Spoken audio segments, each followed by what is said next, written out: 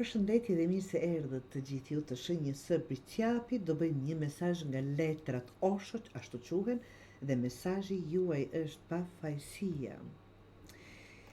Kjo letër përfaqëson urtinë që vjen përmes pranimit dhe butësisë, jo përmes kontrollit apo seriozitetit.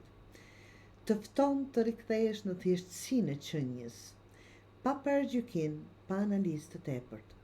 Të kujton që nuk ke nevojë të jesh perfekt për të qenë ndritshme. Thjesht duhet të jesh i pranishëm apo e pranishme, të hapur dhe të sinqert. Mesazhi i kësaj letre është: ka bukuri në të qeshurën e zemrës, në qasjen e vogël, në një përjetim të pastër të jetës. Mos lejo që mosha, përvojat apo dhimbjet e së kaluarës të bëjnë të ashpër. Brenda teje jeton ende një pafajësi e ndritshme që mund të udhëheqë me butësi dhe gëzim të vërtet. Në thelb pasqyron urtinë e qiltërsisë, gëzimin që nuk vjen nga egoja, por nga shpirti, dhe të fton të shohësh jetën me sy të butë dhe të hapur, ashtu si një fëmijë me zemër të pjekur.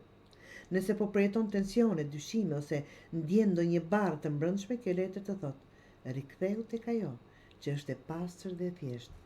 Aty gjendet liria e juaj, të dashur Pricjap.